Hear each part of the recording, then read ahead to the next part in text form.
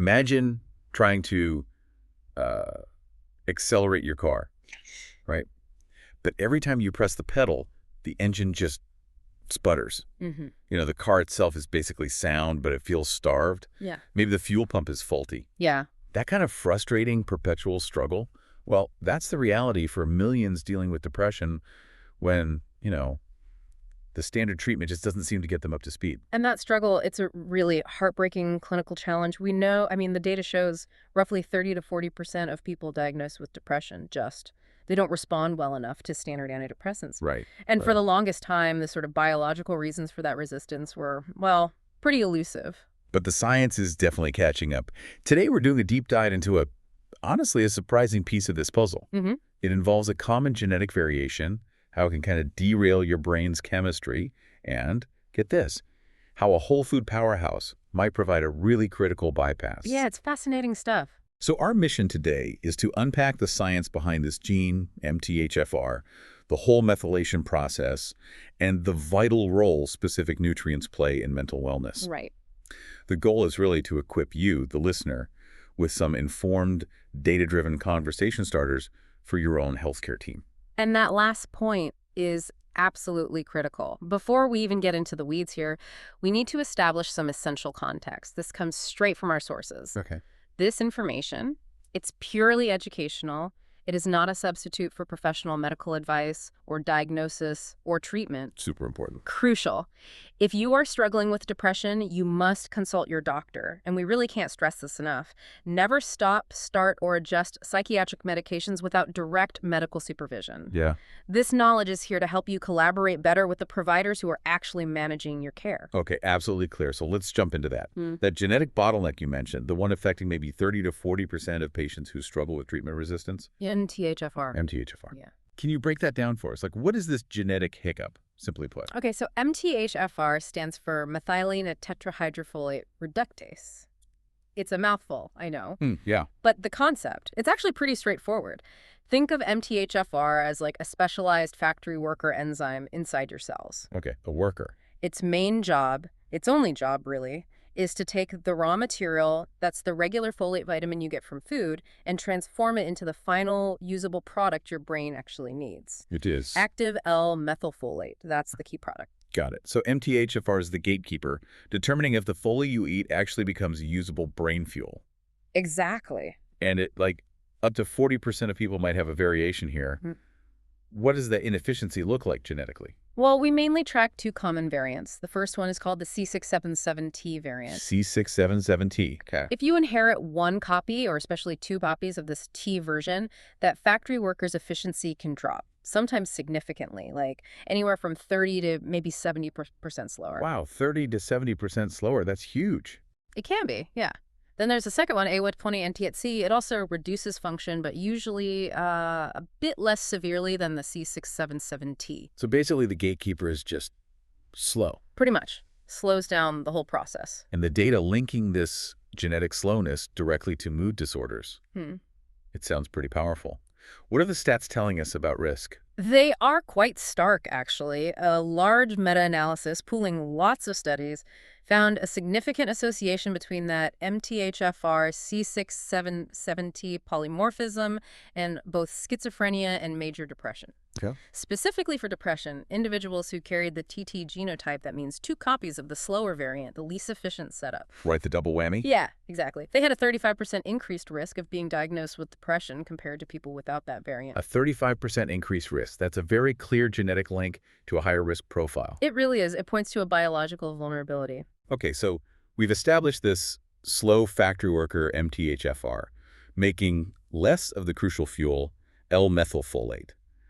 Why does that specifically matter for creating, mood and motivation chemicals? Yeah. Let's talk about the methylation highway. Right, the methylation highway. It's a good analogy.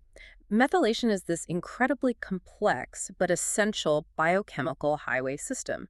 It drives hundreds of processes in the body.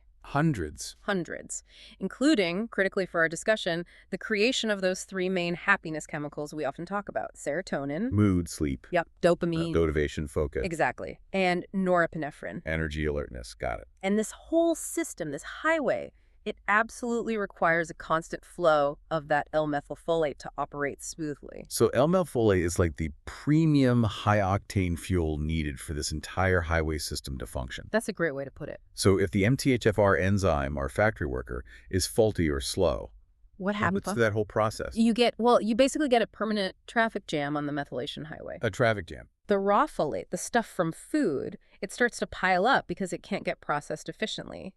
But the active form, the L-methylfolate, The stuff that needs to get to the brain. exactly, it can't be produced fast enough or delivered effectively. And crucially, L-methylfolate is what needs to cross the blood-brain barrier to actually fuel those neurotransmitter factories. Wow. So when that supply line is choked off, the brain just struggles. It literally struggles to manufacture adequate amounts of these mood-regulating chemicals. And here, I think, is the core insight. This helps explain why maybe 30–40% of patients might be treatment resistant, right? Because standard SSRI medications, they don't fix a production issue. Precisely. That's the key distinction. Most standard antidepressants, like SSRIs, they manage what's already there in the synapse, the gap between neurons. They're recyclers. They are. They work by recycling existing neurotransmitters. They stop serotonin, for example, from being reabsorbed too quickly, keeping more of it active in the synapse. Which is helpful if you have enough to begin with. If you have enough. But if your MTHFR bottleneck means you just aren't producing enough serotonin or dopamine in the first place. If that traffic jam is basically permanent. Then recycling that limited supply isn't going to solve the fundamental shortage. Exactly. It won't fix the core production problem. It's like trying to water a huge garden by just endlessly recycling the same little cup of water. You need a working hose pipe, not just better ways to catch the drips. Perfect analogy. You need more input. Okay, so if recycling the limited supply doesn't cut it, we need to build like a nutritional bypass. What's the direct intervention here? How do we get around that faulty MTHFR? Well, the most direct way is to provide the finished product itself. Give the body L-methylfolate directly. The active form. The active form. That completely bypasses the slow MTHFR gatekeeper enzyme. You're essentially giving the system the fuel it couldn't make efficiently on its own. Okay, so what happens in studies when patients with depression, maybe treatment-resistant ones, are actually given this direct fuel source? The results have been really promising. In some key research involving patients with depression, those who were treated with L-methylfolate saw, on average, about a 25% reduction in their depression scores. Okay, significant drop. Yes. And what's really insightful, I think, is that the participants who were homozygous for that 6-methyl-TT mutation, remember, the ones whose enzyme was the slowest. Right, the double T. Those individuals were significantly more likely to experience substantial improvement with L-methylfolate. That makes total sense. You're directly addressing their specific bottleneck. Exactly. It targets the underlying issue. And the evidence even points towards using it sometimes as a standalone therapy. That seems pretty remarkable given how tough treatment-resistant depression can be. It is remarkable. There was a published case report, for instance, of a patient who had failed multiple standard treatments, just wasn't getting better. But they achieved complete remission. We're talking a PHQ-9 depression score of 0, basically symptom-free within 3 months of starting 15 milligrams daily of L-methylfolate. Wow, 0. 0. Now, that's a case report, not a huge trial, but it really demonstrates how critical addressing this underlying genetic metabolism piece can be for some individuals. Okay, so we've talked about this high-dose pharmaceutical-grade intervention, L-methylfolate. Now, for the surprise guest star of this deep dive, we're moving from the lab bench to the kitchen. And please tell me we're not talking about kale again. No, not kale this time, although kale's great. Okay, good. We are talking about chicken liver. Chicken liver, okay, I was not expecting that. Why chicken liver? Well, chicken liver is kind of the nutrient powerhouse we need to discuss here. It's incredibly relevant because it naturally delivers a whole spectrum of nutrients needed to support methylation and potentially even bypass parts of that faulty MTHFR pathway all through whole food. A methylation superfood, you called it. It really is. It packs a serious punch. All right, let's look at the numbers then. For just, say, a 100-gram serving, like 3.5 ounces, the nutrient profile you shared. It's genuinely wild for mood support. It really is. So in that single serving, you're getting around 588 micrograms of folate. That's 147% of the daily value. Okay, loads of folate. And critically, this is natural food folate. That means it already includes some premethylated forms that the body can use more directly, potentially bypassing some of that MTHFR conversion.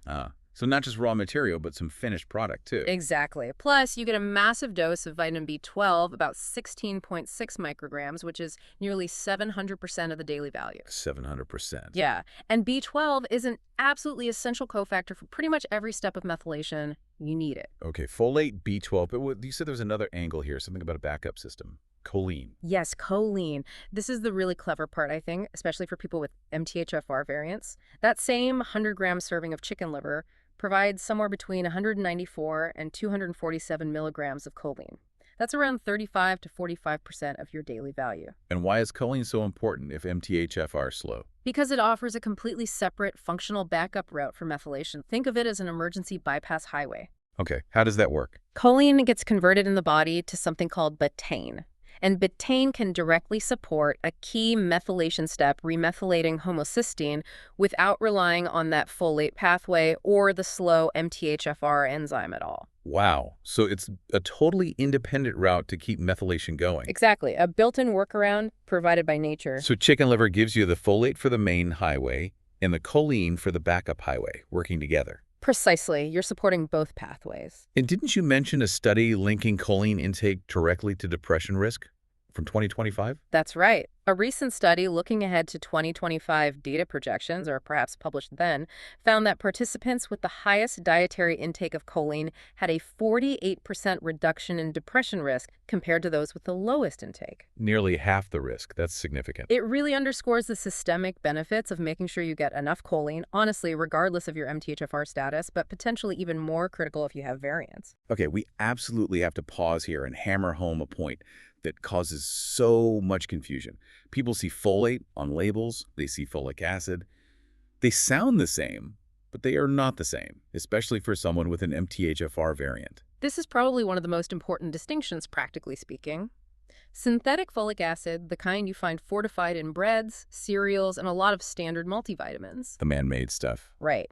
It still requires that MTHFR enzyme, potentially the slow one, to convert it into the usable L-methylfolate form. So if your enzyme is already slow, adding more synthetic folic acid might just pile up, create more traffic. That's the concern. It adds more raw material at the bottleneck. Some research even suggests that high levels of unmetabolized folic acid might not be ideal, though more research is needed there. But the natural food folate found in things like liver and leafy greens too, right? Just less concentrated. Yes, exactly. Natural food folate is different. It comes as a mix of different folate forms, and crucially, that mix includes those already methylated versions, like 5-MTHF, the active form. So you're getting some fuel that completely bypasses the slow enzyme. Correct. You're introducing usable fuel directly.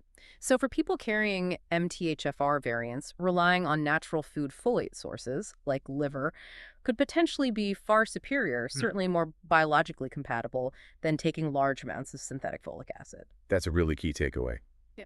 Okay, so if someone listening is thinking, maybe this MTHFR thing is part of my story, especially with treatment resistance, how do they find out for sure? The first step is testing. It's actually a pretty simple test now, usually a blood test or even a cheek swab that analyzes your DNA for those two common variants we talked about, C677T and AWOL98C. And who orders that? Your doctor or psychiatrist can order it. If you have a history of treatment-resistant depression, it's a very reasonable conversation to have with them. It's becoming much more common in practices focused on personalized or functional medicine. And based on the research we've discussed, who seems to benefit the most from looking into this and maybe trying strategies like L-methylfolate or the whole food approach? Well, obviously, individuals with confirmed MTHFR variants, especially the TT genotype. But also, the research suggests benefits for patients with treatment-resistant depression more broadly. And, interestingly, some studies show even higher response rates to L-methylfolate in patients who also have things like elevated inflammatory markers or obesity, suggesting it might help more in complex cases. Okay, so for the listener who's intrigued by the whole food approach using chicken liver, how much are we actually talking about per week?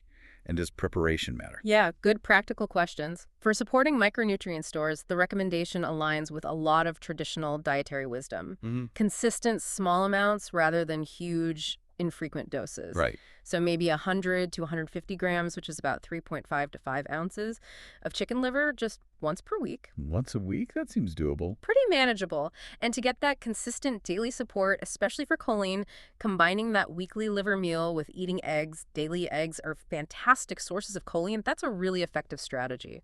Okay, liver once a week, eggs daily. And how should you cook the liver to make sure you're getting all those amazing nutrients? Preparation definitely matters here. You want to ideally pan-sear it briefly, just maybe 2 to 3 minutes per side in a healthy fat like olive oil or butter. Why the fat? And why quick cooking? 2 reasons. First, many of the key nutrients here, vitamin A, vitamin D if present, vitamin K, and importantly, choline, they're fat-soluble. You need some dietary fat with them for your body to absorb them properly. It's fat-soluble. And second, the B vitamins, including folate and B12, are quite sensitive to heat and water, so a quick high-heat sear is much better than, say, boiling it, which could leach a lot of those valuable B vitamins out into the water. Okay, pan-sear quickly in healthy fat. Avoid boiling. Makes sense. Mm-hmm. Now, we have to circle back and reiterate, this is powerful stuff, but a whole food strategy. Even something as nutrient-dense as liver is adjunctive. It's supportive. Who needs to be cautious here? Absolutely critical point. This is not a replacement for medical treatment or prescribed medications, and there are definitely contraindications for eating liver regularly. Like who? Well, pregnant women need to be very careful and consult their obstetrician because liver is extremely high in vitamin A, which can be harmful in excessive amounts during pregnancy. No. Also, people with gout or high uric acid levels should generally avoid organ meats due to purine content. Same goes for individuals with conditions causing iron overload, like hemochromatosis. Liver is very rich in iron. Right, too much of a good thing. Exactly. And finally, because liver contains vitamin K, anyone taking blood-thinning medication like warfarin absolutely must discuss incorporating liver with their medical provider to manage potential interactions. So personalization is key. It's not a one-size-fits-all recommendation. Not at all. The response, whether to L-methylfolate supplements or dietary changes, is entirely personalized. It depends on your specific MTHFR variants, how many copies you have, your overall gut health, which affects nutrient absorption, and any existing medications you're on. For example, that 15 milligrams of L-methylfolate used in the case report, you simply cannot get that dose from food alone. So testing and working closely with a healthcare provider who understands nutrigenomics, someone familiar with these interactions, is really the key to optimizing things safely and effectively. Okay, so when we zoom out from all this detail, what does this whole MTHFR story really tell us about understanding mental health? It definitely seems to move the conversation beyond just a simple chemical imbalance. It absolutely does. It shows us, I think, that depression, especially the treatment-resistant kind, is often this really complex interplay. It involves genetic predisposition, yes, but also nutritional status, gut health, inflammation, and overall biochemical function. And a food like chicken liver kind of hits multiple targets at once. In a way, yes. As one whole food example, it addresses several of these factors simultaneously. It's providing those specific B vitamins needed for methylation, it's giving you choline for that crucial bypass pathway, and it offers highly bioavailable iron and other minerals essential for neurological health. It's systems biology in a bite. I like that. And understanding your own unique biochemistry, maybe knowing your MTHFR status, it really empowers you, doesn't it? It shifts you from just passively following treatment to actively collaborating with your doctor. Totally. That knowledge allows you to ask much more targeted questions like, could my specific fuel pump be struggling? Is this pathway part of why I haven't responded well before? That's incredibly valuable, especially if you've struggled for years. That is truly powerful knowledge to have in your corner. All right, we'll leave you with this final thought to maybe mull over. The MTHFR story and the potential role of something as ancient as eating organ meats. It really highlights that sometimes the solution, or at least part of the solution, to a complex modern problem like treatment-resistant depression might lie in validating these old, nutrient-dense whole food strategies. Strategies that maybe modern science is only now really catching up to and beginning to explain on a precise genetic level. It's a fascinating intersection of ancestral wisdom and modern genomics.